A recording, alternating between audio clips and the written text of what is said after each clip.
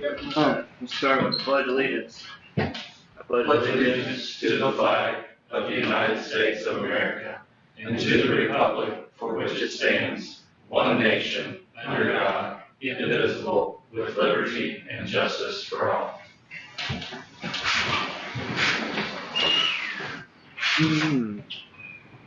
No recognitions, and looks like you have some agenda modifications. Yeah, we have two agenda modifications under new business. Item J, the budget hearing. It says on there it's on 9/19. It's on September 19th. It's actually September 9th. So item J should be September 9th, 2026. Item J. Yeah. You what? I have an item J. Yeah, new business. Oh, down there. My bad. Right after I. Thanks, man. And then the other thing is, I want to add, we have under the reports section, reports and presentations, I want to add one. They'll have a report from Tecton and QPH tonight on the HVAC project. So that is the end of my modifications. All right, do we have any public comments? Hearing none. No takers. Send items and claims. Yep, so we asked first of all approval of minutes of the previous meeting. Any discussion?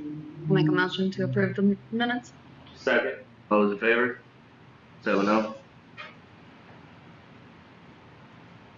Okay, next we have approval of accounts payable vouchers. The first and the second for that, if you could. Make motion to approve. I'll second. All those in favor? 7-0. Second to that. Derek, okay. Sorry guys, I'm doing the. I know. So just seconds here. Do a double duty. You're We'll gonna slow have to down a deal little with bit. me. Next, you have the financial report, cafeteria account report. You have any questions on anything you see there? Any discussion? All good. Okay, hearing none, we'll move on. On to new business. First of all, recommendation for acceptance of donations and grants. We'll do these together. A donation from Mount Auburn Church in the amount of $100 for the Spartan Food Pantry. We have a donation from Mount Gilead Church in the amount of $300 for the Spartan Food Pantry. A donation from Mount Pisgah Church in the amount of $1,800 for the SCA. A donation from Shelby County Farm Bureau in the amount of $250 for the FFA. A donation at Rural King, the customers donated to them in the amount of $334.18. We also have a donation from Applebee's for $800, MHP for $500. Those are both for the high school teacher activity fund. I missed the other one. We also have one from Ward Law for the high school teacher activity fund of $500, and then a donation from McDonald family in the amount of $100 for the Angel Fund. On the Applebee's, did you say 800? It's 500. Okay, It should be, yeah. Okay. If I did say 800, Okay. I meant 500. Okay. Sorry. No, that's fine. Clarify. Move to accept those donations. I'll second. All those in favor? 7-0.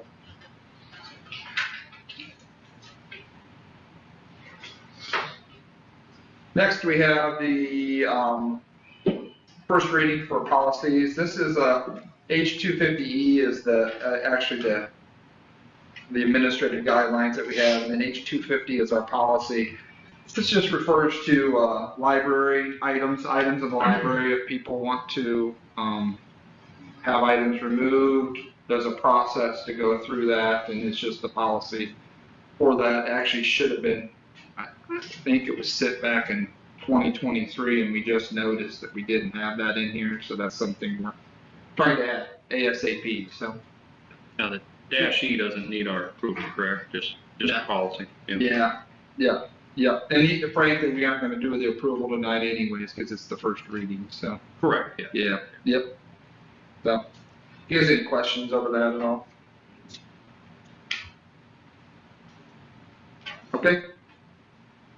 Hearing none, we're gonna move to recommendation to approve payment to Tecton Construction for Brand Electric in the amount of $29,100. This is for the HVAC project that we have ongoing. I do have a quick question about HVAC. I'm sure this will be covered later, but are we having any additional expenses based upon the delays? Okay, okay. No. I just wanted to make sure that we weren't To approving my knowledge, there's additional no, expenses. yeah. Okay.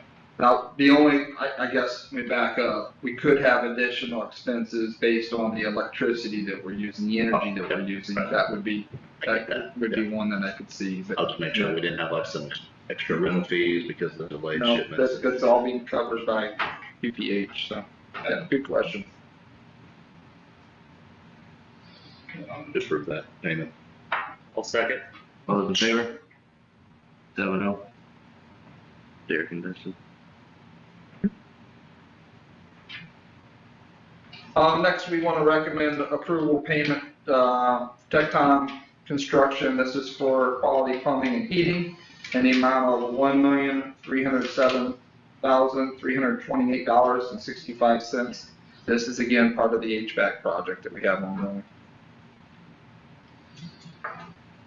Make a motion to approve? What is left for the for their portion once that is paid? I don't know exactly what that is. I can look that up for you.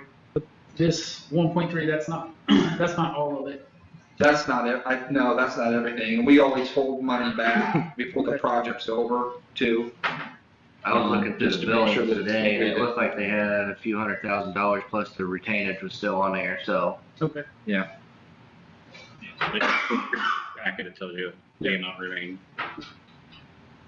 And the air handler that's not here hasn't been billed for either. I looked at that too. I'll second that motion. I will, Who? Oh, or you will. Okay. Who made Did you it say you first? second? I did first, I can make it again Yeah. if you need to. Yeah, he first, I second. Okay. All those in favor? 7-0. I'm gonna redeem myself from the J part. Next, recommend approval for payment to Tecton for SCS Construction Services. Again, this is for the HVAC project that we have ongoing. I'll make a motion to approve. Real quick, Oh, yeah, all go right, ahead. And maybe you're here, so maybe we'll have an opportunity later to talk through it. I didn't see that on here, but, the controls, SCS is handling the controls and commissioning. No, Hmm. SCS is the general trades contractor that we've had on site for the time. Oh, Controls okay. is Jackson Controls. Jackson Control, all right, I missed that, sorry. I'll second. All those in favor? 7-0. Last of all, for the construction project here, we have recommended to approve payment to Tecton Management in the amount of $35,637 for the HVAC project. I'll make a motion to approve. I'll second. All those in favor? 7-0. Okay, thank you. Next, we have a recommendation to pay admin $12,500 for Ed Options Academy. This is for our virtual students. This is just to get the started. The price tag we're gonna pay is right around $2,500 per student is what we're gonna pay Edmonton to run this. This is actually the price for 5 of our students plus the setup fee to get this going, and then we're gonna have, you're gonna have another one for the remainder students. I think last time I checked, we have 16. You're up to 19. 19 students that are in that, so. Can I ask a follow-up question? Yeah. Of those 19, how many of those were enrolled in person here last year? There are 9 new to Southwestern students and 10 returning students that are part of the program. Thank you. Thank you. Get ready.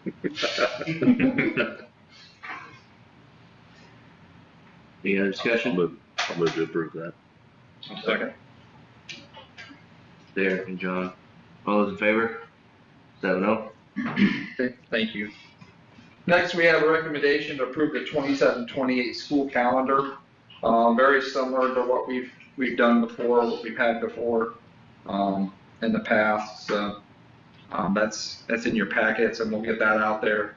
If it's approved tonight, we'll get that out there right away so people can see that, see what the future. Quick question, sorry to interrupt you on this, the fall break schedule, can you just talk through the alignment of that with the community, how fall break schedule is set? It feels like it keeps getting earlier. So we set a lot of our schedules set with Blue River, and that's kind of what all the county schools do, is we kind of set our schedule similar to Blue River, and there's a lot of times mirrors, Shelbyville, Yep. Central. The reason why we do that is because we don't want our kids to miss out a week of school, and it just creates a bit of a mess. So that fall break kind of aligned, we try to get it aligned with everyone. Okay. Yeah. So we still have that alignment with that date. Yeah. I can tell you that this will be the third year at least, well, it'll be the third year that it's been that week because my birthday falls on that week every time, and I go to Florida for my birthday, so. You feel like, So it's the third you're year. double week closer? It's my Don't you fault, feel I like said a friend? It used to be a week later. Week later, got it. So Yeah, our the first year, it was 4 years ago, and then it changed, like after the calendar was already approved, because you already had your fall break scheduled. Yeah. And then it changed Because we were fact. we were gonna change and then last minute realized the issues it was gonna cause with Blue River. And it wasn't even we were gonna change. They changed, we were gonna stay the same. Yeah. And couldn't. So it was 4 years ago, or 4 calendars ago that it changed. It actually works Time goes fast. Works pretty well too. It falls like right where the end of the quarter is as well. The 9 weeks, yeah. Yeah, so that's kind of nice too, just as a caveat there. So Okay. I like frankly, fall break falls at the break between first and second quarter, and then spring break falls right around that break between third and fourth quarter too. So it works out well. Okay. So, Is there anything else or that's not a change, is there anything that changed other than? I mean, the only thing that I can think of, and it's a minor change, is the Martin Luther King Day is still a day off, but it's a makeup day on that calendar. So to where we've listed it as it's a possible day we could be in school. So, yeah. Thank you. Yeah, Thank you. you're welcome. I'll make a motion to approve. Second? All those in favor? 7-0. Next, we have a recommendation to pay Taylor Meredith an extra $2,000 stipend as the district test coordinator.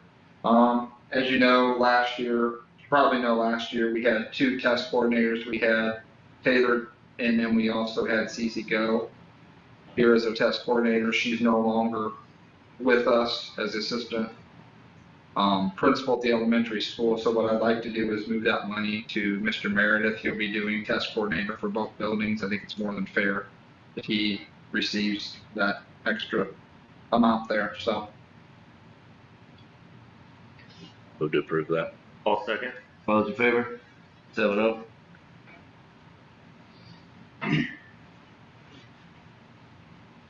okay. Next, we have just the permission to post the budget on Gateway. This is our budget hearing on September 9th. The budget is not officially done yet.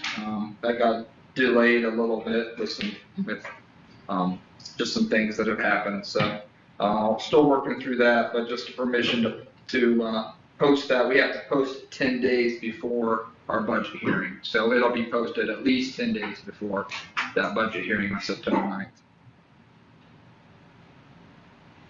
Just need your approval. I'll make a motion to approve. I'll second. All those in favor? 7-0. Okay. Next, request permission to post our capital projects plan and bus replacement plan on the district website as well, just to, when we have them posted as well. Just need your approval to do that. Make a motion to approve? Can you just touch really quick on the fact that, like, those aren't set in stone, those aren't Yeah, so extra dollars we that have, we we have? have to show that we have a plan for bus replacement.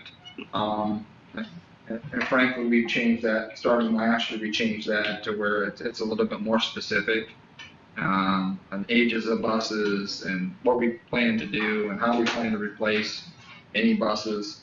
If by chance something comes up and we can't stick to that schedule, it's okay, but it's, yeah, just part of the process.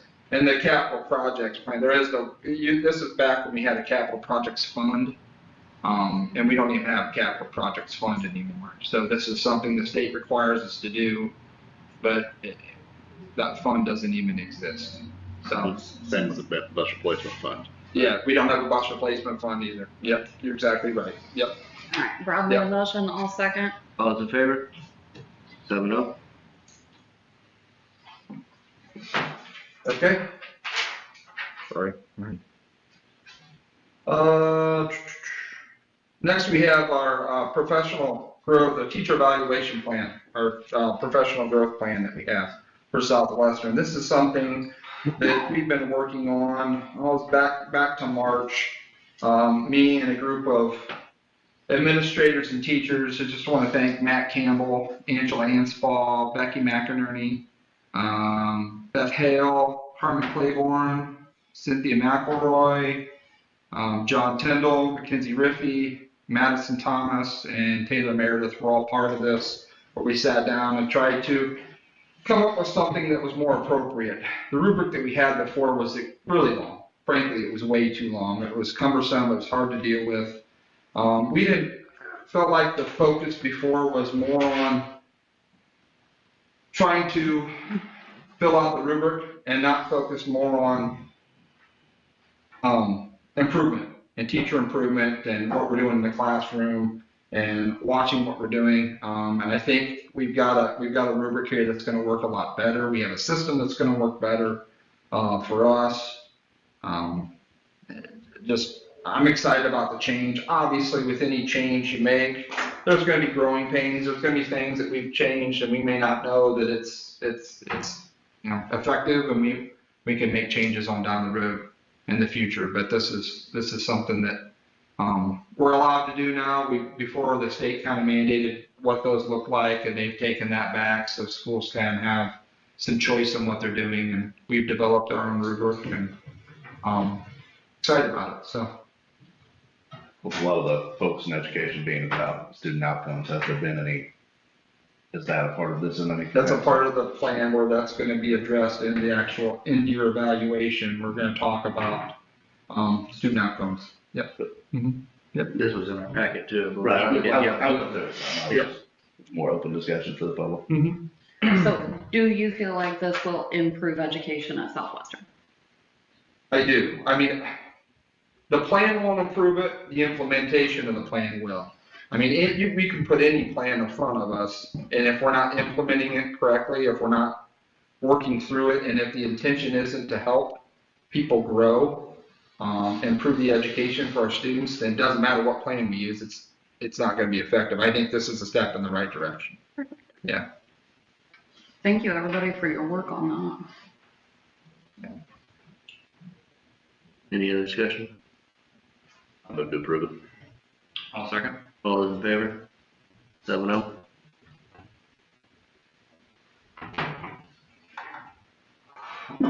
Next, we have approval to receive the conflict of interest forms. These are the same forms that we completed last year. This is for Jessica Blackwell and her husband Kevin, who does some work with us on our buses. If we have issues with our buses, a lot of times he'll take them and work on them, fix them, getting them up and running. And then also Jennifer Simpson working as an instructional assistant, Dustin's wife, and just a conflict of interest form that we complete. I'll make a motion to approve. I'll second. All those in favor? I'll abstain. Solid choice. 6-0 abstain. Who's first and second? I'm sorry. I second. Brad and Blake. Yeah. Makes sense. And my little disclaimer that I give every single time, this doesn't actually mean that they're doing anything wrong. No. It just says, hey, this could potentially be an issue. We're letting you know.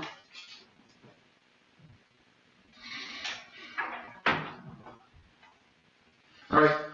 Next, we have a permission to post an additional instructional assistant at the elementary. We have larger class sizes in our third grade classrooms, And this is a instructional assistant that's going to be working in our third grade classrooms to help with those. Last time I checked, we were right around 27 students in each one of our third grade classrooms, and this will help with that. It actually, we'll actually be able to have an instructional assistant in 2 different rooms with how we've aligned that. So just permission to post that, and then we'll try to fill it.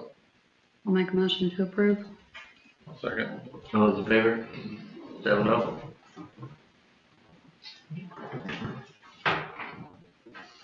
Next, we have a permission to post a life skills instructional assistant position, working up to 29 hours per week at the elementary school. We had 3 new life skills students that were added this year, new enrollees, and this will help with our numbers as they're growing in there. I think we're up to 11 students, and right now we have 2 individuals working in there. Having the 3 people will really help us meet their IEPs and service our students in a much more appropriate way. So, Do those come out of a different fund from the normal staff? so special ed, we have special ed dollars that we have to pay for some of our special ed services. So if it's not covered through that, it will be covered through our education fund. But the 3 students that we have will more than make up the salary for that individual. So the 3 new students, just the money we're going to receive from them is going to be, we'll have about 1/3 of the money that we get from them left over. So 2/3 of that money will pay for the instructional assistant. Probably be actually less than 2/3 of that money will pay for the instructional assistant. So. Any other discussion? I'll second. All those in favor? I didn't hear the first. John. Okay. Who was first? I'm sorry. John. And who was second? Blake. All right. Thank you. I didn't hear it Thanks for either. putting up with me. Next, we have a recommendation to approve tech recycling and e-waste pickup. We have a list of items that are outdated and they're just taking up space in the tech department, and we would like to get rid of those items, recycling those. So just need your approval for that. Any sense in attempting to sell? There's some leftover networking equipment from our refresh last year. There's potential, so that's like just a e-company, there's all kinds of resellers. But other than that, I mean, recyclers Not might worth pay, $5 for a board for some of these Chromebooks, but, which I'll still try to get. I mean, I'm kind of gonna have them look through it, and whatever they don't take, probably just e-waste. Okay. So, I'm gonna try to get value where I can. Sure. Some of it, there's just nothing there. Yeah. Some of it's some really old stuff. on this, it says that there's iPads that you will attempt to sell. Yeah, Okay. so the kindergarten classrooms, we transitioned them from iPads to the Chromebook tablets. Okay. And we're gonna try to sell those, and they're like iPad 8s, so they are old, but I mean, they're still very usable. And, we're gonna offer them in the community. If not, I already have a buyer that'll come and buy them. So how do we advertise that? Probably just advertising through Parent Square and letting Okay. everybody know that we are gonna be selling them. Social media. Yeah, social media. Perfect. That'll probably be, we did this, similar thing last year, or Yeah. 2 years ago. Mm-hmm. Or basically the same thing, probably the same price point. Perfect. If they don't buy them, whatever, they don't buy, I sell it to a T spot where I think is what I'm supposed to. Okay. Thank you. Sure. I'll make a motion to approve. I'll second. All those in favor? 7-0. Next, we have recommendation to approve the city IT in the amount of $92,832.30 for 5 years. This is for our cameras for our buildings and our buses as well. 5-year plan, we're happy. We have some work to do with the buses that we're working through with them. We struggle in some areas to get signal just because of where we're at in the district.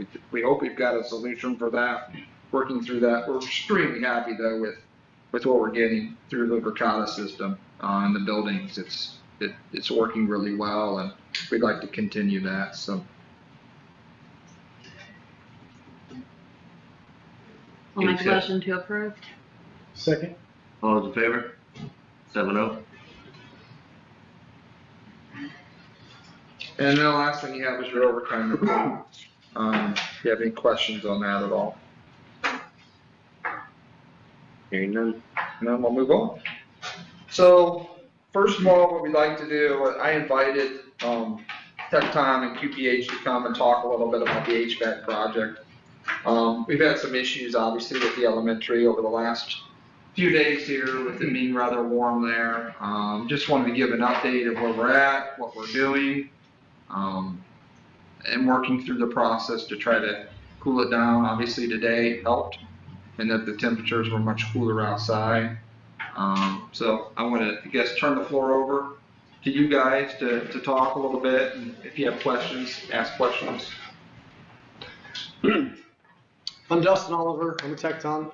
I'm just, again, want to give you an update. I wanted to also start by letting you know, excuse me, that with any of the payments, any of the invoices that come in, there's always a retainage left over at the end of 5% of the contract amount.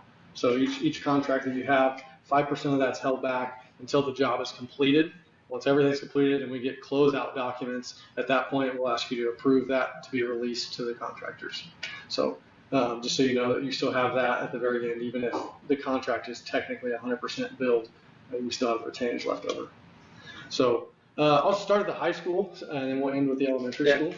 The high school is, we have both air handlers installed. They're both running. We have some insulation to finish up in those two mezzanines for those air handlers. And other than that, those are good to go. Finishing up some insulation in the boiler room as well. That should be finished up pretty close to this week, I believe. I believe so, yes. So into this week, we should have that insulation wrapped up. The only thing that we won't have wrapped up would be the heat exchanger and where that insulation is around the heat exchanger. The heat exchanger, the manufacturer keeps pushing back the date for that heat exchanger. It was August 7th, and then it was August 21st, and I think it's further than that now. Yes, it is. So at this point, again, the chiller's running. It's all being cooled, so we don't need that right this second. Obviously, we're still waiting on that to get everything wrapped up and finalized.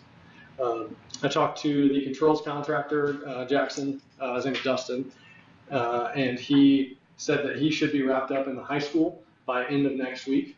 He'll have all the controls finalized in the high school, obviously except for the heat exchanger. Once that gets online, then he'll tweak some things, but then other than that, he should be good to go there. And then the only thing left will be the elementary school.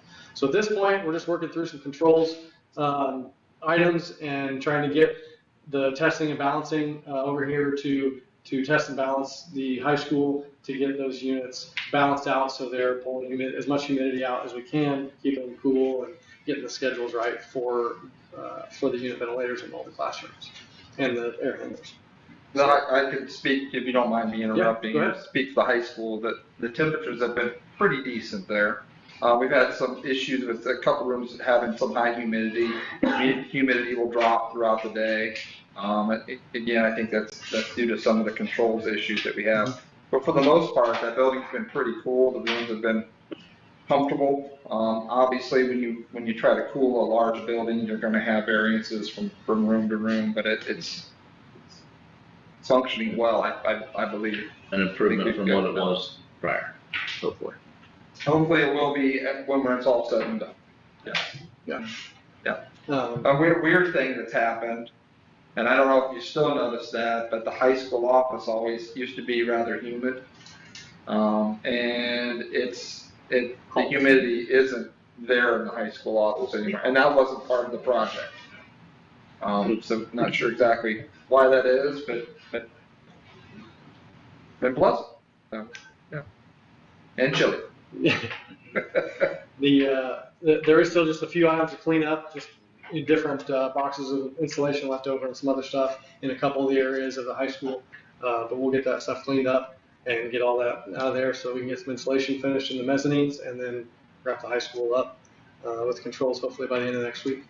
And any questions about the high school at all? So with all the new equipment and hardware and so forth, have we got spare parts and maintenance documentation, training to our maintenance department handled? No, we will schedule that. It's not completed yet. Okay. Once everybody gets everything, the controls guy once he gets everything set up, he will schedule a training for everybody that needs involved in that to get all that completed, and then QPH can come in and give trainings on any of the pumps and any of the VFDs and all that that's associated. Yeah. Yep. That'll all come with closeouts and the O&Ms. When we get all the closeout documentation, we'll make sure we get those owner trainings in there as well. Thank you. With that one heat exchanger that's not here yet, is there a backup plan if for some reason this manufacturer continues to delay, or is this they're the only person that makes it and we're kind of stuck with them? So I'm Rick with Quality Plumbing Heating. So I have reached out to different manufacturers to see if we could change it up to find something else. Obviously, we'd have to have it approved or whatever. But we run into the same situation. So with lead times, and because they would just be starting the process now to do that. So as of right now, no, we don't. If it comes to that, we would figure out a way to for a backup plan. But as of now, we're confident that they're going to get it to us. Okay. I want to be the dumb one here. What does the heat exchanger do?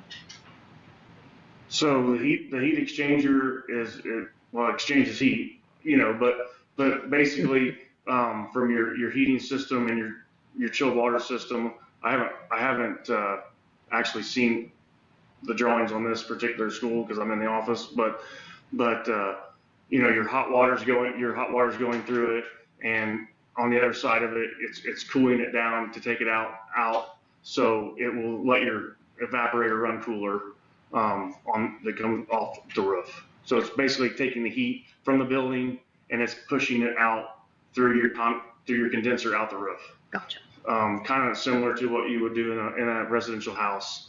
It's just basically all it does is it pulls heat from the building and puts it out, or could vice versa the other way too. It could bring heat in. So some of the humidity that you're talking about, could that be related to not having that or no? Yes, without your heat exchanger and with it in the controls, there could be a little bit of humidity because it does alleviate some of that by pulling the humidity out of the areas. Thank you. Any other questions on the high school? Good. Okay. At the elementary school, like Superintendent Wilkins said, we been working through some issues. Obviously, we didn't get the air handler in time, so QPH and training got a temporary unit here. It has been installed. It's been running. It is not cooling the building efficiently and well. I think the first couple days we had it in with no students in the building, all the rooms were about 72 degrees in that range, and then by the heat of the day, and then you add students in that, and it was 77, 78 degrees. So pretty immediately we told QPH about it, and they brought in individual coolers to go in every single room. And so that is helping now. We've again been working through a couple issues. We had, I think, power went out or something, and the outside unit quit working. So one day was pretty warm over there.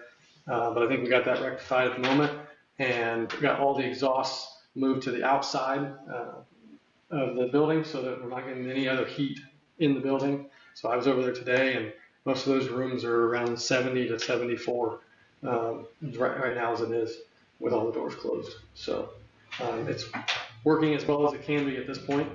I'll let Rick give an update on where the air handler's at currently.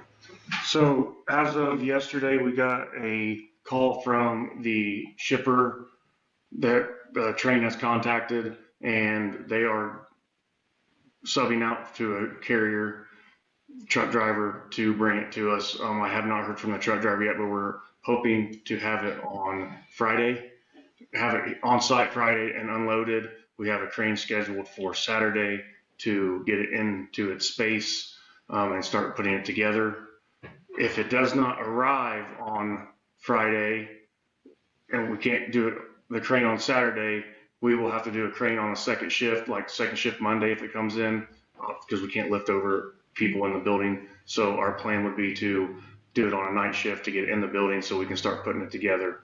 If it shows up, but they're telling me it will. So It's unbelievable. I'll believe it when I see it. Right, right. Yeah. But at this point, I think total start to finish, once we get it up in the room, you're looking at probably somewhere in the range of 2 weeks just to get it just set in its place, completely installed, piped up, electrical controls, the whole gambit, insulation. So somewhere in the realm of 2 to 3 weeks to get everything finalized. And that whole time, the temporary unit will stay running. At the point that we're ready to turn the unit on, we'll basically take the ducts off of the supply and put 1 or 2 pieces right on the end of the air handler and turn it on. So it should be a quick turnaround as soon as we get it in and piped and insulated.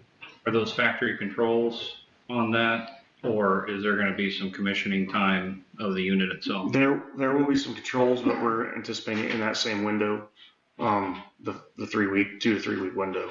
Yeah, just curious if you can do a startup of the unit before you do turnover from the rental.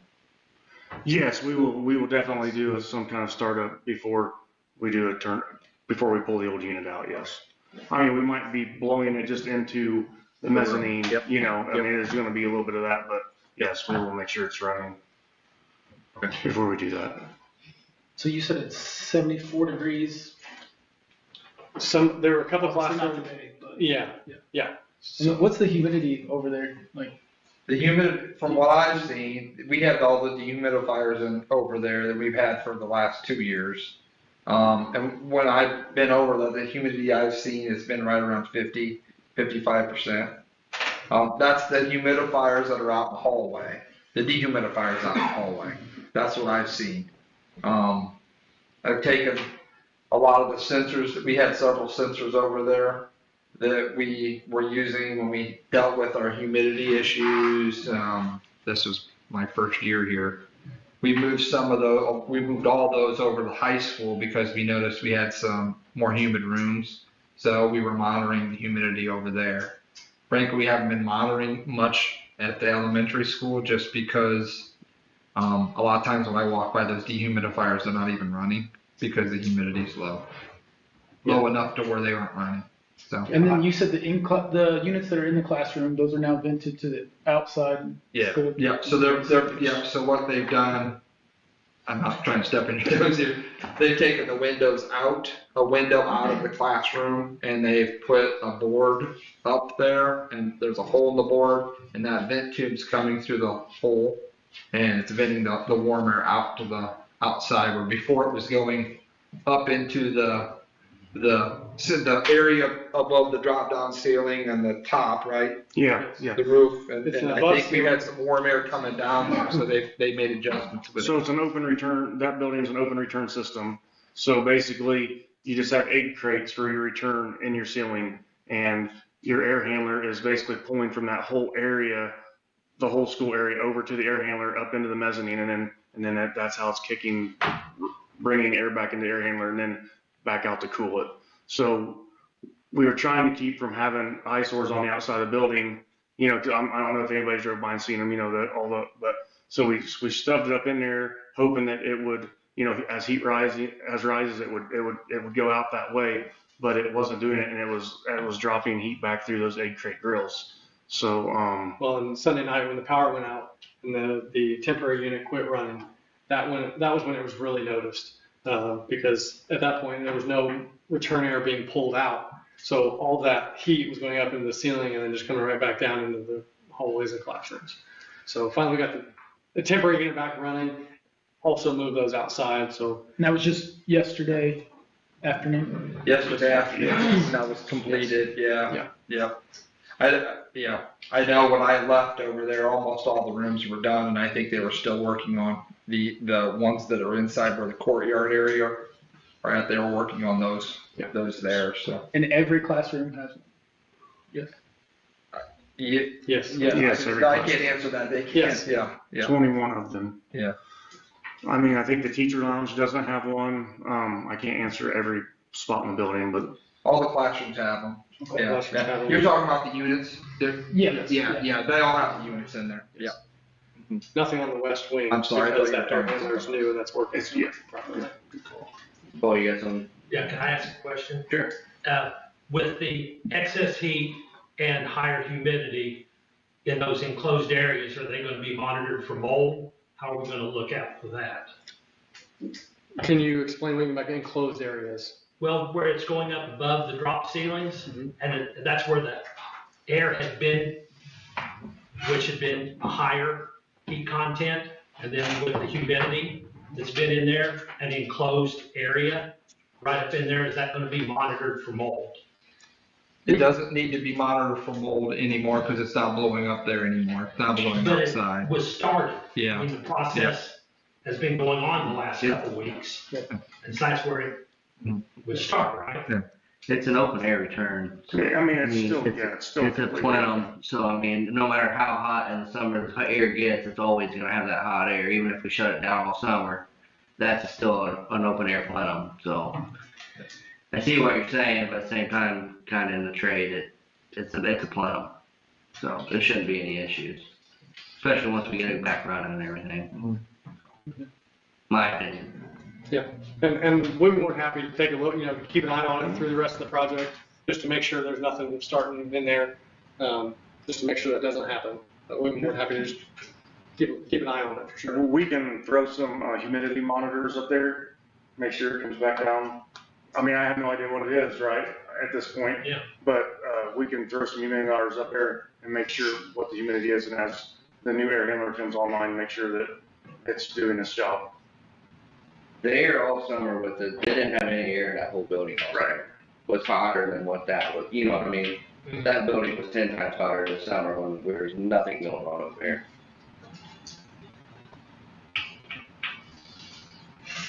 Any other questions? As you do your crane lift, we just make sure we keep open communication on sports and kids groups and stuff for cancellations and reschedules if it's not on Saturday. Yep, absolutely. Yep. The high school can still have stuff going on, it just can't be anybody Totally. back there. Are there any elementary sports going on right now? No, we may have some kiddos that are doing, not over in the building there. The biggest thing would be, the after-school care.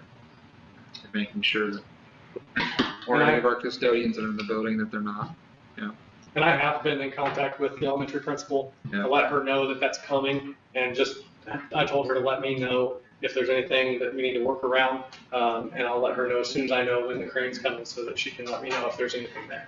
So I have been keeping in contact with her. for that. Dustin's done a great job of communicating with building principals throughout the process of, making sure he's aware of anything that's going on. Thank you. I'd just like to say one more thing.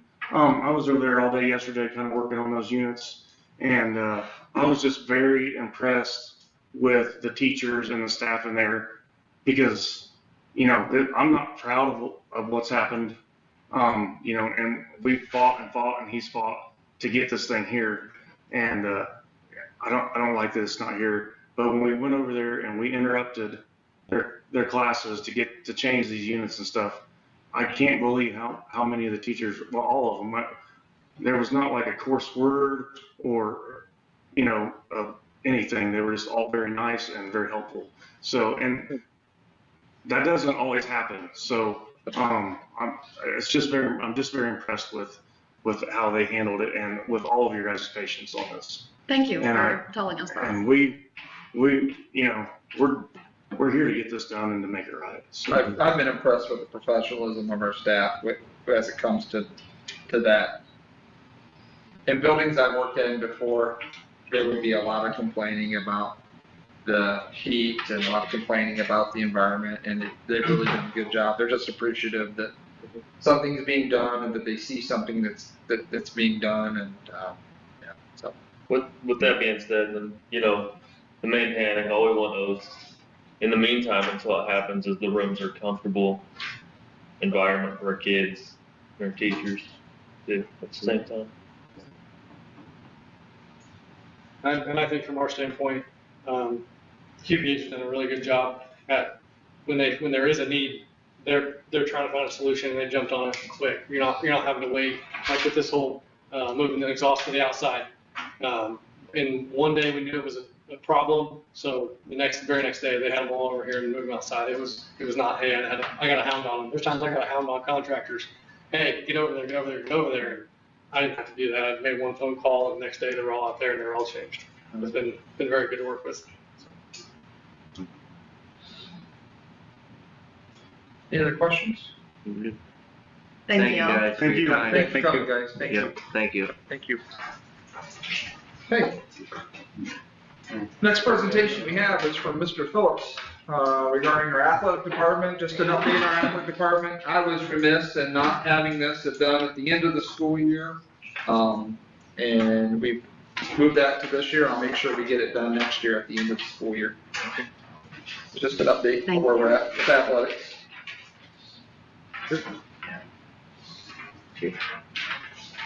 Thank you. Thank you.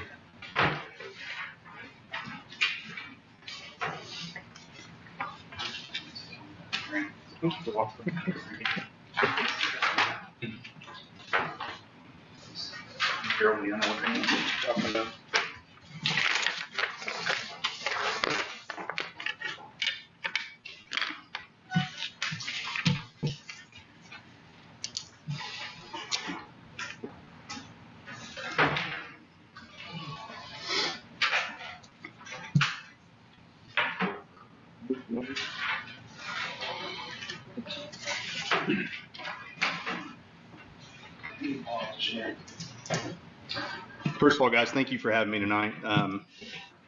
Privileged to be able to give you this update. Just go through some highlights from last season, starting off. As far as the conference, MHC, we were conference champions in soccer. I believe that's the 4th year in a row that we've been in soccer, MHC soccer champions. We had all conference athletes. We had 5 in the fall. We had 3 in soccer: Landon Drake, Cecil Newton, and Josh Carr. And Josh was actually voted the MHC Player of the Year for the entire conference, which is voted upon by the other coaches. And each coach cannot vote for their own kids. So Taylor did not have the opportunity to vote for those 3. The other 2 coaches had to, and Josh was voted the Conference Player of the Year. Then we had Kyle Beck, who became all conference because he got to the championship match of the conference tennis tournament. And then Claire Atley was all conference in volleyball. Then we had 5 in the spring. We had 4 tennis players, 4 female tennis players. Hayden Ramey and Callie Beck won doubles. Macy Murray and Claire Atley in 2 doubles. And then Mitchell Clements was the discus champion for the MHC. So we had 10 in all, 10 all conference athletes in total for 25-26. Shelby County, Jackson Guy was the shot put champion for Shelby County in boys track. And then our 4x100 meter relay team were Shelby County champions, and they also set a school record that same night of 45.88 seconds in that race. So 5 Shelby County champions last year for the 2025-26 school year. We were able to obtain, I'm pretty proud of this, and you guys, one of the handouts you have is the criteria. I'm not going to read that to you, but the criteria from the IHSA to obtain the sportsmanship banner, we were able to obtain that last year. Mr. Tyndall, do you remember the last time that we got that? Off top, I'm putting you on the spot. But I want to say it was like 15, 16. it's been a hot minute, yeah.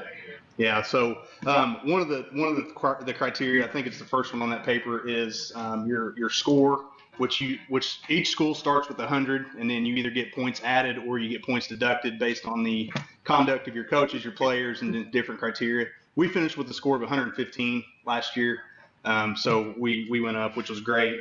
And then obviously we met all the other criteria to earn that sportsmanship banner. I have worked it out with the IHSA where at the pep session that we have for community night, they're going to come down and present it in front of our school, and then we're going to display it at community night on September 4th. So pretty proud of that. Pretty proud of my coaches and my athletes for doing what it took to get that done. Part of that also is we established a athletic committee, a student athletic board, SAAB, but I can't remember what the other student academic athletic board. It consists of about 12 kids. Mr. Tyndall and I took them to the principal's meeting last year. They worked with other kids around the state, coming up with mission statements and vision statements and those sort of things. And we'll do the same thing again this year. But we have never had that to my knowledge. We got that established last year. Kids had a lot of fun with that. They took a lot of ownership with it. We met about once a quarter just to talk about different things, and we gave them some ownership in spirit nights and that sort of thing. So just trying to put some leadership and responsibility back on the kids, and they did a great job with it. Some improvements we made last year, the batting cage is being installed and improved right now. Ethan Price and crew, they worked on the foundation last weekend, got that started. The batting cage is in my office, so now we're just to the point where we're going to put it up. We're going to put it up in this fall just so we can kind of see what it looks like before we take it right back down for the winter. But softball and baseball will have a batting cage, and then travel teams that want to use it obviously can contact me. But we are going to have a new batting cage, which is the Alumni Association and the Booster Club and athletics. We split that 3 ways to get that done. And then in the main gym, we replaced the conference banners, which it was time. I don't know when they were put up. It was more than time because a lot of the logos on the old banners were actually no longer in use. So got that done. And then another thing with the conference, we added Brown County, which is huge for our conference. We wanted to get to 8 schools. We wanted to make sure that we had a school that had a junior high and a high school. And we wanted to keep it public. That was kind of Scott Johnson in North Decatur and I years ago when I was at a different school. Kind of laid out that criteria for the conference that that's what we're looking for. Brown County fit the bill. So I think that's going to be a great addition to our conference. But they are in the conference this year, starting this year going forward. And then for this year, or last thing for 25-26, I gave you a handout. It's just it's a ticket summary. It doesn't have expenditures on there because that's pretty extensive. But what you're looking at there is just how many tickets we took in per sport, total amount of tickets, the revenue that we brought in from tickets alone for each sport, concession revenue that we brought in for each one of those sports. When you look at the expenditure, that's what I have to spend on a game night. So that's officials, that's ticket takers, that is announcers, scoreboard operators, anything that goes into my overhead on the night of a game is included in that expenditure. And then you can see the profit loss there for each sport. Each sport was in the black, which is great. And like I said, I didn't put equipment expenditures or new jerseys or any of that on there. So, but that's where we were at last year as far as revenue from tickets, concessions, and that sort of thing. So kind of gives you a breakdown of how each sport did and how many people attended and that sort of thing.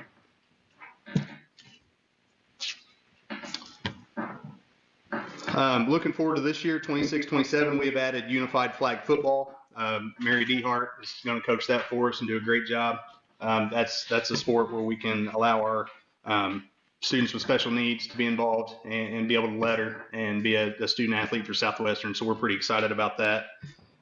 Fall sport participation is up with the exception of tennis. Every sport has higher numbers at this point in the season than we did last year. And then jerseys to replace. Last year we replaced cheer at the junior high and high school level. This year we're going to replace junior high basketball, boys and girls, and we're going to replace cross country and track. It's the same jersey, so we're going to replace cross country and track. And then if another sport needs it, we'll look at that as it comes. But that's where we are with those two right now with jerseys at this point. And then our alumni association / athletic department golf outing. Got rained out in August at the end of August, or beginning of August, end of July. So we rescheduled that to October 17th. So if anybody is free that day and wants to play golf, I know I already got Mr. Dieter to put a team in. So, and we still have sponsorships available for that as well. But that's right now we had 28 teams signed up, and right now we're sitting at 26. So a couple couldn't make it, but which is a good number, and we got time. We can take 36 total. So we're in a pretty good spot with that. And then just long-term needs that I've talked about with Dr. Wilkins, track and tennis court. We met with, I don't even remember what the company was. We met with somebody last year and got a quote on that and just kind of started talking about numbers and that kind of thing. So it's on our radar. It's going to be a long-term project. But large expense. Yeah. We figured 1.5 million we're looking at. And that was the post-tension, which is what everybody recommends. Yeah. But yeah. But that's kind of that's a brief synopsis of where we are in the athletic department. I'll be glad to answer any questions or anything you guys have. So with track, are we still able to host events? We did. We hosted 2 in each last year. We hosted 2 high school and 2 junior high events. Okay. I didn't see them. Do we not charge tickets for that? If we did, it would have been looped in with junior high baseball or softball. Because I can't differentiate the ticket. Same time, you're right. Yeah, okay. So they go at the same time. Yep. If it was just track, we didn't charge for it. And I honestly, I don't know, Brad, that we had a night where it was just track. I think we always had track and baseball or softball, junior high baseball or softball. I can remember having to juggle back and forth. So yeah. It's a lot of fun. Are there any possibilities about a temporary fix for any of that stuff, just a Band-Aid to get us through? I know the big fix. We've looked at temporary fixes. Temporary fixes are gonna cost, from what I understand, around $150,000. And I don't know that that's a great way to spend our money. Return on investment. Yeah. Time frame. Yeah. And the temporary fixes, from what I understand, that temporary fix won't get us through till, 2030, when a bond would roll off and we could reissue a bond. It would get us through maybe one season. But, is that the expectancy in 2030 for the bond change? that's the next time we have a bond rolling off. Mm-hmm. I mean, the other option is we would issue just right now, the only other option I see available is that we issue a bond, and like a lease bond, to cover the cost of the project. That's kind of where we're at. The track, the functionality is not affected. It's more of an aesthetic thing. The tennis courts, to be honest with you, to be frank, the cracks are too deep to even do a sealer, because it's just too much to try to fill. So we're at the point now where it's either tear it out and do it right in 2030. It's not going to do. There's no Band-Aid we can do from now until then. And we talked a little bit about post tension and the fact that any freezing, thawing, things like that occur, you don't have the cracks that you would have with doing a tennis court that's non-post tension. A lot of people are going to those just because of the issues that they've had with the cracking. I have a follow-up question. So before you got here, not like tonight, but in general, before you started in this position, we were presented a packet as a board. And we were told at that time, I believe, that those cracks were a liability issue, as far as holding events. And so you said we have held events, they don't seem to be a liability issue. In track? As far as like tripping and falling, yeah, the track. So I took last year for the track meets we hosted, I took the starter around and I tried to just be transparent and show them, like, hey, just if we don't need to run in this lane, let me know. None of them seemed to think that it was going to be an issue. So we didn't have any issues last year. Perfect. I just wanted to make sure because sometimes different people have different opinions. Right. So I just wanted to. Again, to be honest with you, I'm not going to put in to host the conference meet or anything big like that until we get it fixed. But when we're hosting duels and tries, I mean, even if we had to narrow it down to just run 4 lanes, we can. So we can still host, just not to the extreme that we would like to. Thank you. The last update I will give you is Shelby County stuff. So we are still having high school Shelby County tournaments. Junior high and elementary, despite mine and Brian Graham's efforts, SES has decided not to attend those. So what I've done is I've created so junior high sports still have the MHC tournament, so they still have something to play for at the end of the season. Elementary basketball, boys and girls, I've created an end of season Shelby or Southwestern tournament that I've got 4 teams coming to that we're going to cut nets down and we'll give them a plaque or a trophy. So every team will still have something to play for. It's just not at the lower levels. It's unfortunately it's not going to be Shelby County. I tried. I tried. Yep. Yeah, we appreciate you trying to bring that back together. Yep. Back to the repairs. So we talked about the track still being semi-usable. Tennis courts, are those still fully usable, or are we getting into trouble here? Because 2030, it's still a little bit of ways. Yep. We're getting close to where I might have to step in and say, we're only going to use 4 courts tonight, or maybe even, it's getting close. I mean, it's the far court, especially it would be the farthest north court is, we may be there, to be honest. So are they just end of life, or was there drainage issues that weren't? I think both, to be honest. I mean, I can't speak towards drainage. I think there's water that gets underneath there that runs off the soccer field, but yeah, I think we're just I mean, from my, and I'm not an expert on drainage by any means, but if you go out there and look, the water would drain. It looks to me like it's going to drain from the track, soccer field, Straight on off there. to I agree. the tennis courts in that area. They also I wouldn't put in think it'd be 99. good, but yeah, what's They're that? also put in 99 too. They were, I mean, it's, 27 years I old. don't know how long. they've been, yeah, I think they, I'm not sure I think they've probably been resurfaced, but not, resurfacing is basically just putting, coat of paint on the top, and Yeah. it's not what it needs to be. Was there ever an estimate given for the full amount to fix, like totally redo the track and the tennis courts? Did we ever get Yeah, an we got that estimate? last Okay. We Okay. Dr. Wilkins and I got that last spring, and it's Yeah. right at 1.5 to do And they both. gave us a Band-Aid option too. And the Band-Aid option was, like I said, 1 year. And I think you were given, I had watched a board meeting before I became superintendent where you were given a dollar amount, and I think it was right around $100,000. That would have been the option to just, for lack of a better word, lipstick on a pig. Yes. It's not gonna do much. It's, Yeah, I hate that. Well, at that point, they told us, which I don't even remember who all was presenting at that point, but they told us that there were drainage issues under the track.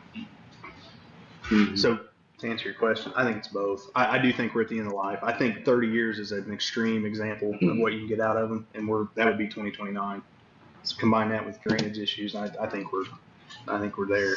And I think on top of that, and just speaking off the cuff here, if we're gonna do the track and we're doing the tennis courts, we probably should look at soccer field too, to see, is there something we can do there? As you know, I don't, if you know, at the end of the soccer season, especially around where the goalie area is, it's all worn out, and it's pretty much just dirt. And What solutions would you be looking at for that? I mean, there's multiple solutions. You can't do that for turf and soccer field. There's multiple solutions, and frankly, we haven't Every addressed, school that's ever done it, don't plan. we haven't addressed that much.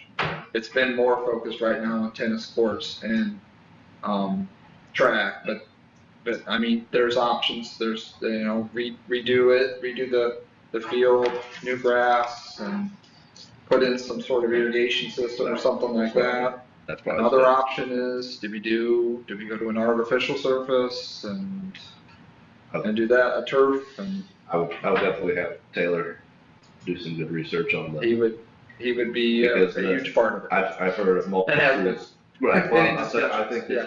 I think any school that's went to an artificial turf for soccer, winds up playing on a natural field, because artificial doesn't do the same thing. Yeah. So it's not like football. To be fair, every goalie box everywhere by the end of the season just Looks like that. worn out. Right, yeah, I think that's pretty. But the only problem I have with that though is we host sectional every year. And so You I want agree to with do you, that. you're right, but we need it to be sustainable beyond, you know what I mean? Every practice, and it only takes like 3 people to make a trail in the woods, walking around. For sure. Goalies and practices and Yeah, games and everything else. It's yeah, When you Only practice have on the one same, field, when you practice on the same field you play on, that's yeah, for sure. one of the caveats. That's the one thing that would be nice about having a turf field is you practice on it, you can play on it, and it's not gonna wear out like a grass field would. And as you, Just soccer an guys, option. Not saying we have to, but it's just an option. as it wears out too, John, you guys, I'm not a soccer guy, but it changes how you play because the ball plays faster from what I understand you too. get So, different bounces and things like that. yeah, Got a few fields out there with Blue River bounce going on. yeah. I'm sure.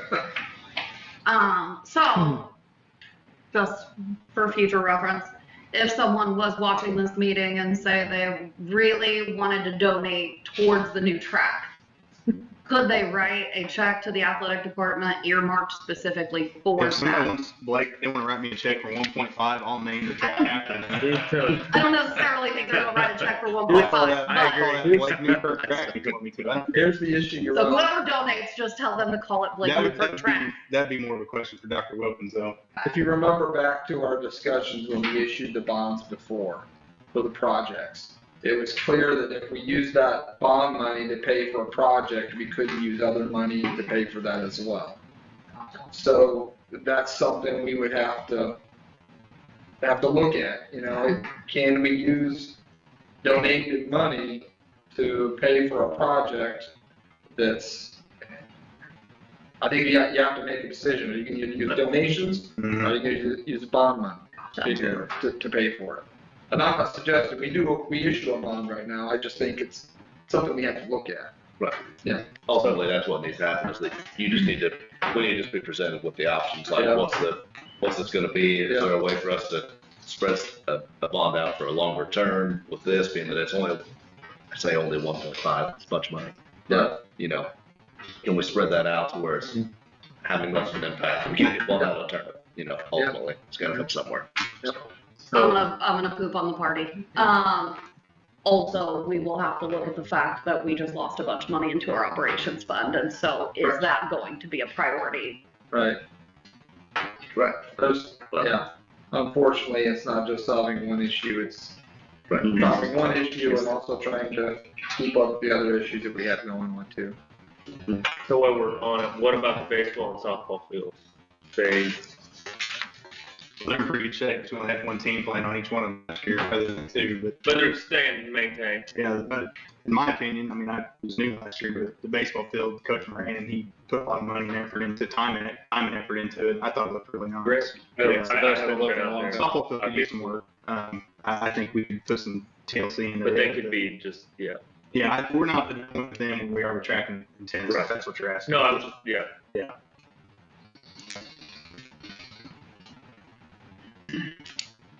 Is there anything else coming up that's gonna cost a ton of money? Basketball courts, all good? No, I mean, according to what Donnie said, I need to practice soccer field. Yeah. Not on my radar. I don't see anything athletic facilities. But the only two athletic facilities that are in dire need of work are the two that we talked about. Everything else is still houses. Still looks brand new. We just got the floors got refinished this summer. It looks brand new. It does look really nice. And it's, I loosen it up. I think right now it's too tacky, to be honest. I think they're stopping quicker than what they think they're going to stop. So, maybe we refinish next summer. I mean, no, we're in good shape there. Thank you. Sure. Yeah, thank you. Thank you. Thank you. Yes, thank you.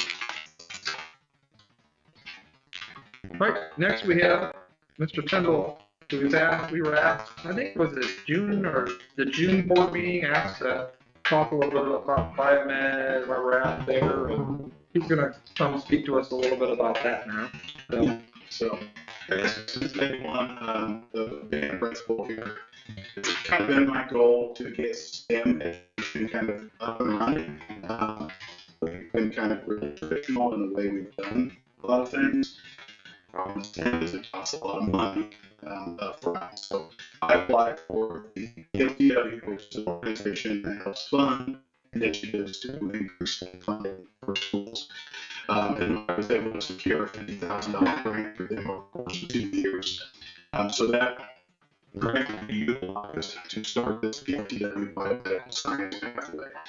And what this does is it gets us away from the traditional biology, chemistry group of sciences and gives more opportunity for kids to learn about real world. So the one thing I like about biomedical scientists is, one, we hired Carmen Claiborne last year, who was certified to teach it, which is half the battle, because none of these expenses have to go to the training, which is substantial for a teacher who doesn't have class certification to teach it. She's been teaching it for 7 or 8 years at Decatur Central. She transitioned over to us. And the first question she asked me was, do you have any interest in starting DLTW? And before she was into the sentence, I said yes. What this does is it opens up opportunities to learn about different programs and different careers that they would never really be exposed to unless they went to like a Blue River career programs. But at Blue River, the only thing they're exposed to there is really the CNA, CMA.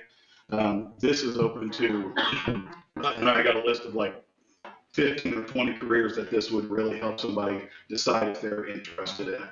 So STEM, science, technology, engineering, and mathematics, all of that is encompassed in these different activities that they're going to do. I'm going to stress the activities for the biomedical pathway because it's real world problems. This isn't textbook heavy. It's not lecture heavy. It's kids in the classroom doing things that they're going to find meaningful over the course of their life. Okay, so It's designed to equip students with career readiness skills for college and future careers in science and medical careers. Key learning objectives include exploring public health, clinical practices, and research strategies through hands-on real-world training. Okay, I'm going to show you a picture of what was actually happening in our PLTW classroom here in just a minute. But I kind of just want to show you some of those things. Right, they're going to be involved in DNA analysis. Okay, you're never really going to be able to do that in a biology or a chemistry. All right, DNA analysis, fingerprint analysis. All right, blood typing. All right, there's so many different labs that they're going to do with blood. Now, it's not real blood, guys. All right, so through PLTW, they have these kits that will come that will mimic what they are going to see in the real world. Now, I will tell you that there are PLTW biomedical science pathways in other school corporations that are so big that they're actually going to hospitals and doing these things in hospitals or doing these things in labs, and those students are getting real world experiences. So when I say that's what I'm hoping for and that's what I'm shooting for, eventually I would love to have our students involved in that type of learning. All right. Bacteria isolation and identification. These are just a few of many labs that they are going to be completing. Obviously, this is our first year, so I don't have pictures of our kids doing that. Okay, but I would love to be able to replace those pictures with our kids being involved. But urinalysis is another one. I'm going to get to the one. So I walked in this morning and I was doing my room checks. Okay, I was doing my room checks for humidity. And I walked into Mrs. Claiborne's room and I kind of was like, what is that? All right. So she had a crime scene set up. And their goal today was all the evidence has been labeled. They're going to start collecting the evidence that is in front of them. They have to label it, document it, and then they are going to start an analysis of a crime scene of how this person died. All right, and if you were to zoom in, you would see that there's vomit on the floor and that there was like multiple objects sticking out of this person's body. So I walk in and I said, when are you doing this? And she said, well, I'm doing it first period. It's right there. And I said, that makes sense. So I walk back first period and the kids are excited. The kids are focused.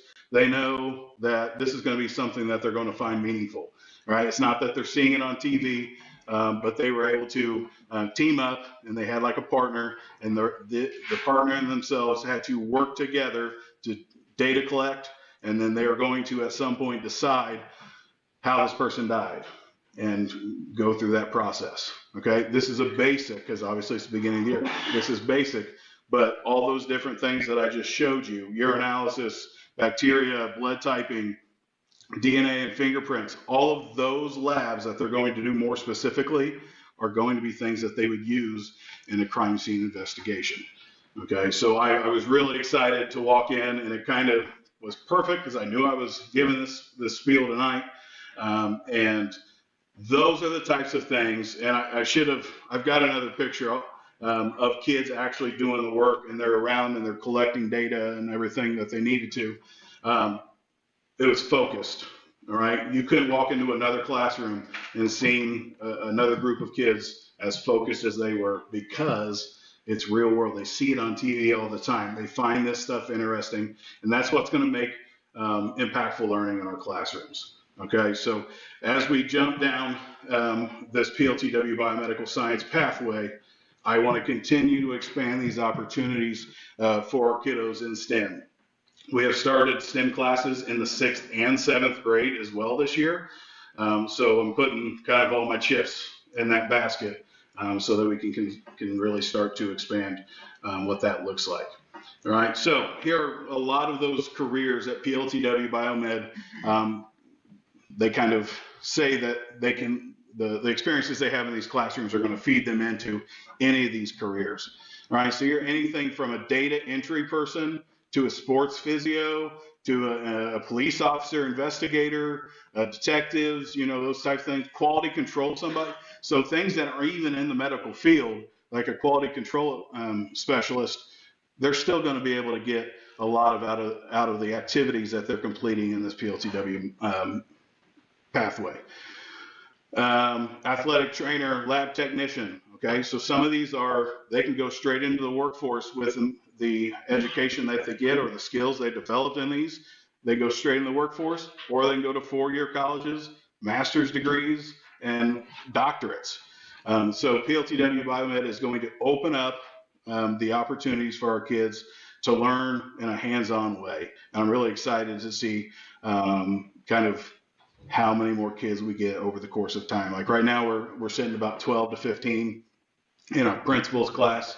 So I can see that class probably needing maybe one more class over the course of the next couple of years as well. So it's just one of those things. So right now in our school, we have agriculture, we have business, which we added 3 years ago, and we got PLTW Biomed. So we're continuing to expand those opportunities for kids within our building, and hopefully that'll attract more kids to Southwestern because they have the opportunities to learn in a hands-on way that they're always going to remember. All right. Implementation, year 1, we have a Principles of Biomed class this year that is new. We have an anatomy and physiology class that we've offered for years. We've had that for years. That is also a dual credit through Ivy Tech. Principles of Biomed is not currently a dual credit through Ivy Tech. I'm hoping that would become a possibility through Ivy Tech in the next couple of years. Next year, we would add a medical interventions class. So there's your principles class, your what they call a concentrator A and a concentrator B that would lead to that pathway. So 3 courses make up that pathway. $50,000 over 2 years. We also got the Workman grant through Blue River Community Foundation, and that we use to get all of this upfront equipment. Okay, so all of that lab equipment that's going to use for urinalysis, centrifuges for blood, all of those things, that's what that money goes towards. And then obviously with fees, and I will continue to apply for STEM integration grants through the state of Indiana to continue to help us fund those. All right. And I've applied for the STEM integration grant in the past, and I was told we didn't get it because we didn't have a program in place. Well, now we do. And so I think sky's the limit when it comes to STEM integration, but that's going to not only be science, that's going to roll over into our mathematics department. The kind of the opportunities that we have is going to expand wide into other subject areas as well. All right. Sorry, talked a lot there. What questions do you have? I will tell you, I have a kid that has not come home excited about school in years. That was the first thing. I mean, she was so excited to tell me all about that as soon as she got home. It was a big deal. Yeah. So if it got her super excited, I can only imagine that that's what the whole class was like after that. She was trying to tell me they think the person was poisoned. Yeah. And okay. so because of the vomit, I guess. I don't know. But she was just going a mile a minute, and so Good. she loved it. What would you talked about other schools that like went into the hospital to do it? What are some of the obstacles that we have? Is just we're new, just getting started, or what? So one of my friends who I taught with at Greensburg, she teaches this pathway, and she's going into Decatur Memorial twice a week. They're doing all these things. They're dropping kids off for experiences with the hospital. The big thing is the money up front to get the equipment. Okay. Greensburg always gets that STEM integration grant in the terms of about $60,000 a year that they get to use towards STEM education. Okay. That's our barrier, is getting into that. So that there's, I guess, the experience in the hospital, what is the equipment cost for that? As far as like, I mean, my thought is that I assume that student's going to go to the lab, be with somebody and actually experience Correct. that. I just wasn't sure what the obstacle was for our students to just do that. Well, I think it's the program is getting that instituted here, and the ability to do that is going to cost us money up front. That's my hope. I hope we never have to buy that type of equipment. Right. know, so my goal is now that we have this to then bridge out and start having those experiences elsewhere with people that already have that equipment. So I guess that's just the boundary, was getting this program started so that we can go into a hospital and say, our kids have these skills, they've gone through principles of biomed, so when they go into medical interventions, they'll be able to go out and have those real world experiences. And when they go into the hospital, those hospitals know that those kids have those skills, that they're equipped with lab safety and all those things that they're going to learn in those classes to be able to come in and have real world experiences in their spaces too. Do you know, by any chance, is that something like, I mean, obviously, there's a couple of hospitals. We've got Johnson over there and Major. Is that something that either one of them have done with another school before? Not that I'm aware. I know that obviously Major has students in capstone classes at Blue River that are doing their CCMA or CNA that are over there. I know that we have spoken with work-based learning. We've kind of expanded that. What is Bartholomew County? What's theirs? Columbus Regional. Mm-hmm. There you go. CRH. Yeah. They are open to having those experiences too. Obviously, we're going to be fighting all the schools south of us for that. But we even had a conversation with them about work-based learning, and they're willing to take in students to have these types of experiences. So I think there's obviously people, there are businesses out there that would be willing to do that. And it doesn't have to be hospitals. It could be doctors' offices and things, just depending on the different skills that they're going to be working on and the experiences that they could provide our kids. So it's just reaching out and bridging that gap. Now that we have the program set up, I think that's going to be a lot easier to do. And we could say that these kids are in that pathway, whereas we couldn't say that before. Yeah. Thank you. Thanks for your work on that. Yeah, appreciate it. You said biomedical sciences is not dual credit. Is Correct. That, could it be? Cannot. No. So Ivy Tech does not currently offer that as dual credit. So I'm hoping with that becoming a pretty big thing that maybe Ivy Tech will delve into that. Because I know they've got a class that matches that at some point. Like they've got anatomy and physiology. They have medical interventions. Like they're going to have something. They just have to put it, it's called a crosswalk. They have to put it in their high school dual credit crosswalk, and they haven't done that yet.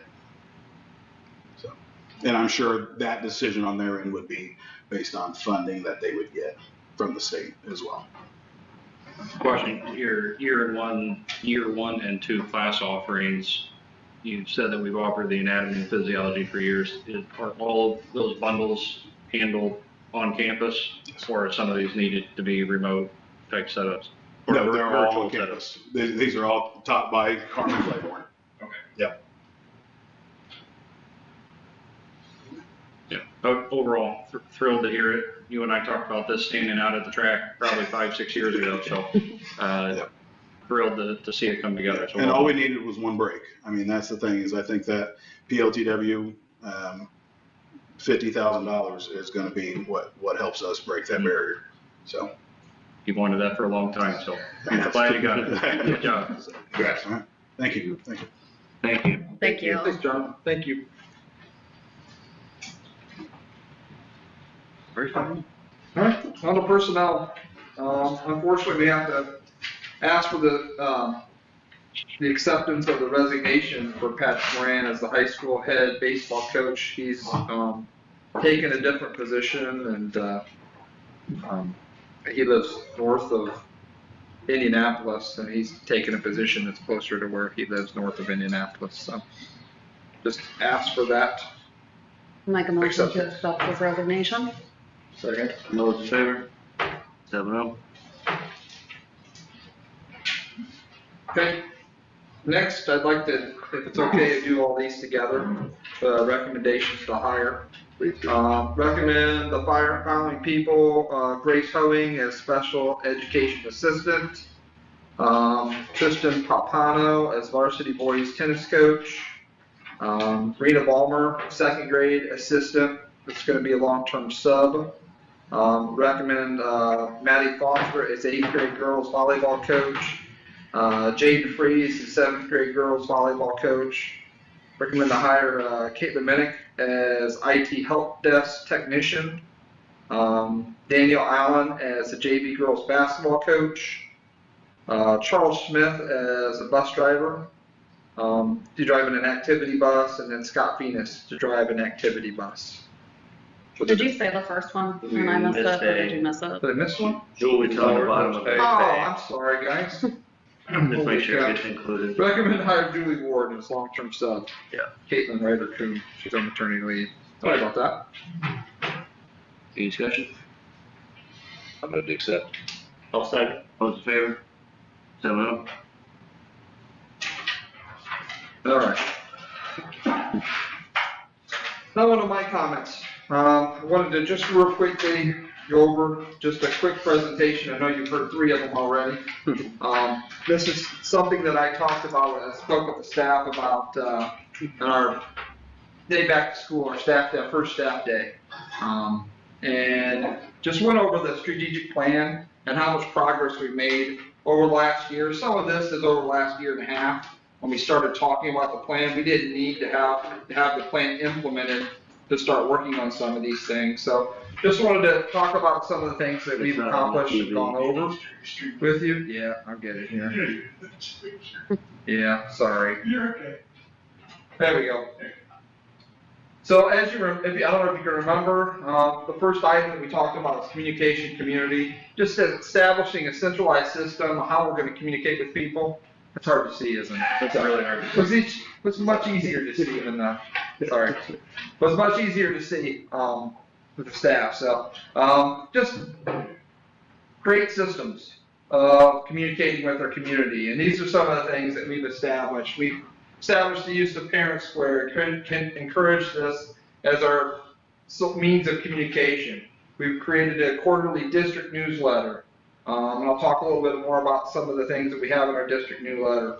Buildings are distributing newsletters at least monthly, highlighting accomplishments and updates and some of the things that are going on. Set a goal for staff communicating with parents using Parent Square at least every other week, talking about what's going on in the classroom, learning objectives. We also set a goal for our coaches and sponsors to communicate with Parent Square at least once per week during season to make sure people are aware of what's going on. The parents know what's going on, but their children are involved in those. The last thing here, we created ads with social media over the summer to advertise our schools. We advertised our advertised our online learning platform, our virtual platform, and also just advertise our schools and district transfers. So, and I can't attribute it all to that, but just an idea. We've received 38 new out-of-district transfers this year. This is as of August 1st, and last year at that time we had received 12. We received 12. These aren't returning out-of-districts. These are new out-of-district transfers. So it seemed to have a positive impact. Next, we talked about engagement, providing engaging instruction and extracurricular opportunities for our kids here. We set a goal of having a conversation with each staff member regarding classroom engagement and doing progress monitoring every quarter. So every quarter, our administrators are to reach out to staff members and have these conversations. Establish work-based learning for the 26-27 school year, and we just look to have that continue to grow. John just talked about the BioLand courses and what we're working through there, and the progress we're making there. Walking the Spartan Way is huge at the elementary school. Talking about being a good citizen and how can you be a great student, not only academically but also how you treat other people. And that's been huge. And kids are really interested about walking the Spartan Way, and they're praised for it. And then we also created junior high softball and baseball teams to create a track for reestablishing the high school teams. Something I think before we didn't have enough students for a team, so we just didn't have a team. Well, we looked at, we don't have a team, a high school team, let's see if we can get a junior high team, and then can that spurn into having high school teams. And praise Tyler for that and doing a great job with establishing that.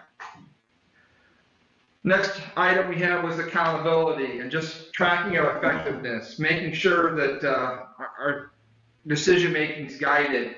We're looking at continuous improvement, and not only academics but also behavior and extracurriculars. So these are some of the things that we've established. Established a cell phone rule requiring phones to be in lockers. This is going to help with engagement. And I'll be honest with you, some of that was the help of the state of Indiana too, by making this a rule for schools, a law for schools that they're not to have cell phones in the classroom anymore. We spent a lot of time last year talking about grading practices and emphasizing student learning. And that's difficult sometimes for teachers, especially if you have a kiddo in your class who's a nice student, they always follow directions, they listen, but academically they may struggle. That grade in that class should reflect where they are academically. I think it's useful for the parents too to see where their children are academically. So we spent some time doing that. We established cash flow tracking for our financial decision making and looking at our cash flow every month and where we're spending money and trying to project that out.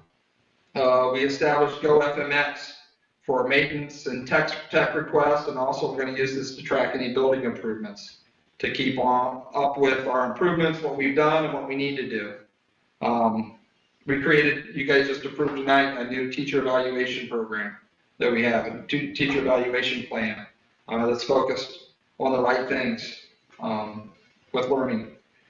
Middle school iLearn team did a great job last year tracking and analyzing data. We talked about some of the growth that kids had made on iLearn, on those iLearn checkpoints throughout the year, and we try to praise them for that, and they just did a great job of honing in on that information. Elementary school established a year-long reading challenge with an incentive at the end of the year, a reward at the end of the year. Mr. Meredith won his 100th game as soccer coach, and that's something that needs to be praised. And then Tyler talked about the 25-26, the sportsmanship banner tonight. So those are some of the same things we've accomplished there. The last section we have is support, just supporting our students and staff and investing in them and providing opportunities for them to grow and succeed and creating a safe and welcoming environment. We had some of our staff receive training on iLearn checkpoints, and that's something I just spoke about earlier, and we received that training and we took that training and put it to work, put it to use. We had several of our new teachers that had never gone through new teacher training, had never done that. When I say new teachers maybe that have been here for 2 or 3 years and never had that training, we put them through that training to get them some help. And this was all through our education, our East Central Education Service Center that we're a part of. And we're going to continue to look at how we can hone into that and use that as a resource, because they provide some excellent opportunities for us. And they're very cost effective too. Our language arts and math curriculum was updated. That was a huge undertaking. We started talking about a safety plan revisions, and we hope to have those approved this year to update our district safety plan. We established a system to report harmful effects or harmful or threats at the high school. Ways students can report those. They may not feel comfortable going and telling someone. Is there another way to do that electronically? So we've established that. We celebrate staff and students in the district newsletter. So the district newsletter, we try to celebrate 2 of our elementary students, 2 of our junior, senior high students, and then also staff members in each of the buildings and district staff members. And I think that's important for us to do, to celebrate them. Doing it via social media. Love the board recognitions, and hopefully we'll get that reestablished next month, where we're recognizing students here regularly in our board meeting. Tip the Spear Award, and again, that's something we recently started, and that's recognizing our staff.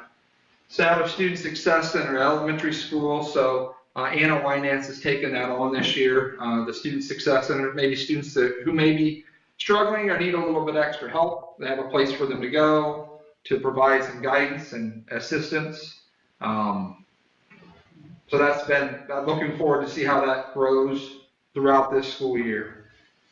We also created the Southwestern High School Teacher Appreciation Fund. This was initiated by one of our alumni members with the help of Mr. Meredith to provide some resources to our high school teachers. As you know, our elementary teachers receive some funding through our PTO. The junior, senior high teachers don't receive that. Try to find a way that they can get some extra funds to supplement their classroom, and then establishing the Spartan Virtual Academy. So those are just some of the things we've done just over the last year and a half that speaks to things that we wanted to do in our strategic plan. We're not where we want to be right now, but I think we're making progress. I think we're going down the right road. We're going to continue to look at each one of these areas and what we can do to supplement. If there's changes we need to make, we'll make changes. What other opportunities can we provide our kiddos? But I feel like we're moving in the right direction. So this is something we talked about, like I said, at the staff day, and used it as a bit of a celebration with our staff too. That these are the things, some of the things that they've accomplished and we've worked throughout the last year. So just wanted to present that to you tonight so that you can see one of the things we spoke about. So yeah. And that's the end of my comments. Well, thank you. Yeah, you're welcome. Thank you. Yeah. You got anything there? Nope. Seems like there's been a lot of good progress made. Excited for us to keep on, put on the gas. And continue on with the momentum moving forward. Thanks for coming. Thanks for all the speakers, the presentations, hearing about athletics is awesome. The biomed program is awesome.